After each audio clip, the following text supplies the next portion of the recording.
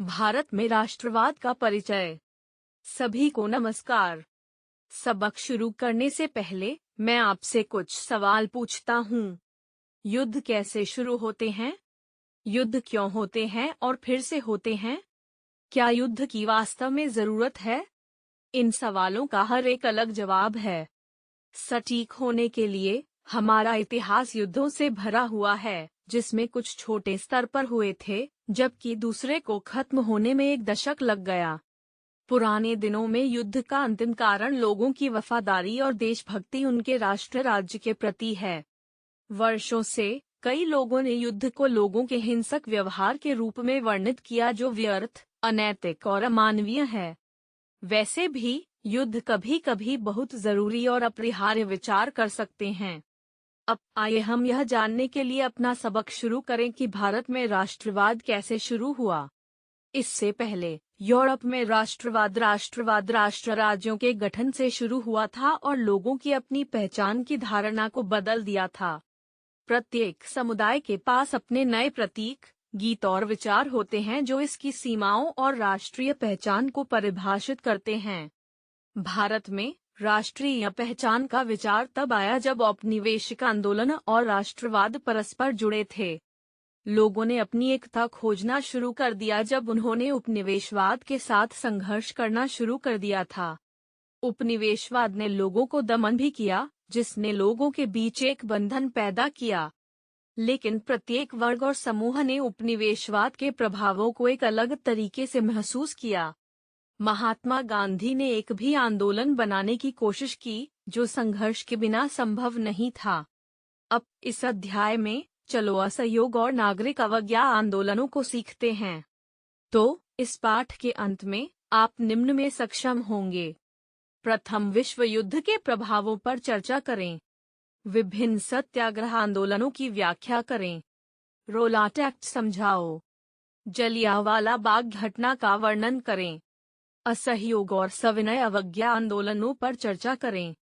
प्रथम विश्व युद्ध, सत्याग्रह आंदोलन और रोलाट एक्ट के प्रभाव।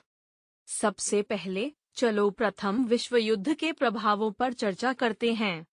1919 के बाद भारत ने कई राष्ट्रीय आंदोलनों को नए क्षेत्रों और नए सामाजिक समूहों के माध्यम से फैलते हुए देखा, इस प्रकार और अधिक संघर्ष पैदा किए।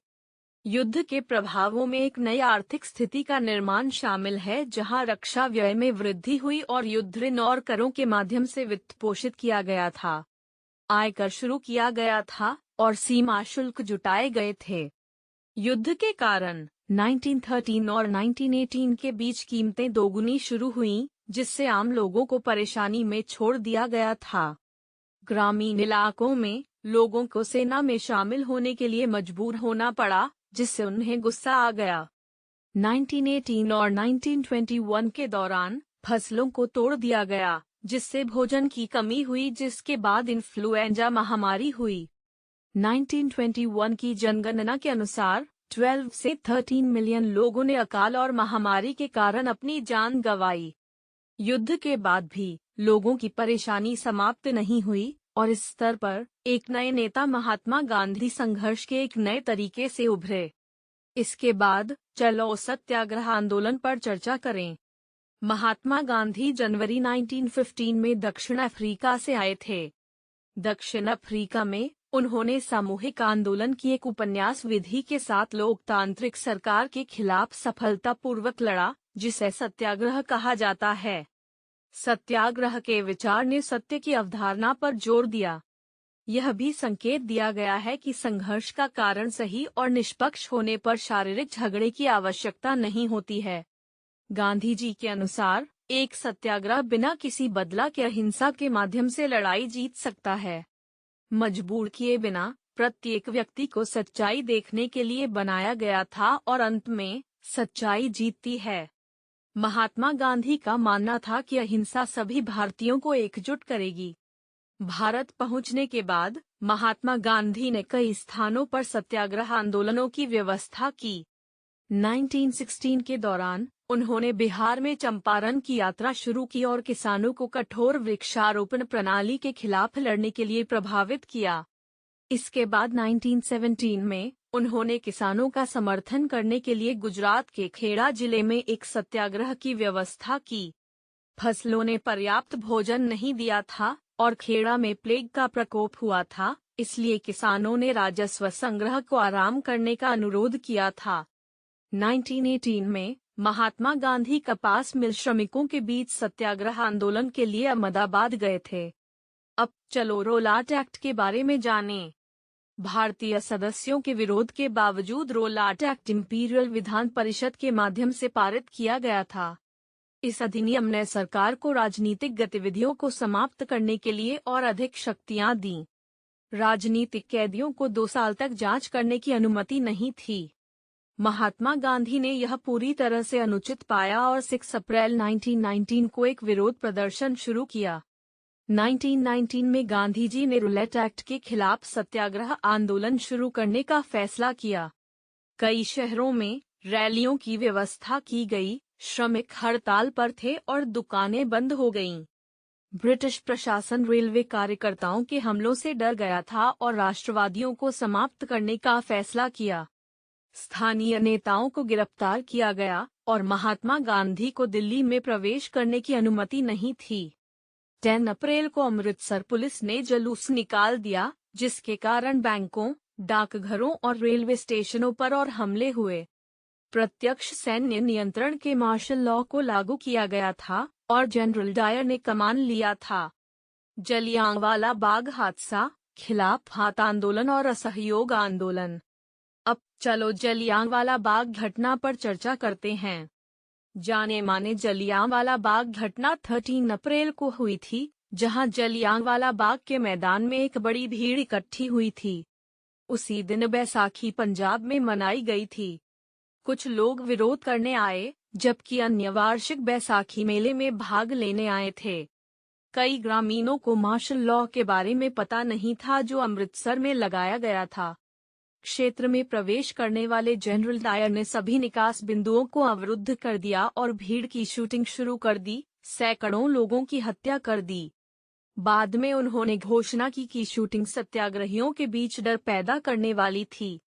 जलियांवाला बाग घटना जल्द ही फैल गई और भीड़ उत्तर भारतीय कस्बों की सड़कों पर दौड़ने लगी। सरकारी इमारतों पर झड़प हमले थे और सरकार अपनी कार्रवाई में बहुत क्रूर थी। सत्याग्रहियों को सड़कों पर अपनी नाक रगड़ने के लिए मजबूर किया गया था, सड़कों पर क्रॉल करने और सभी पुलिस को सलाम करने के लिए बनाया गया था। कई लोगों को पीटा गया और कई गानवों पर बमबारी की गई। जल्द ही महात्मा गांधी ने आंदोलन को बुलाया। इसके बाद आइए हम खिलाफ हाथ आंदोलन पर चर्चा करें। रोलेट एक्ट कुछ शहरों और कस्बों तक ही सीमित था। महात्मा गांधी पूरे भारत में कई आंदोलन शुरू करना चाहते थे, लेकिन उन्हें यह भी पता था कि यह तभी संभव था जब हिंदुओं और मुसलमानों को एकजुट किया गया था।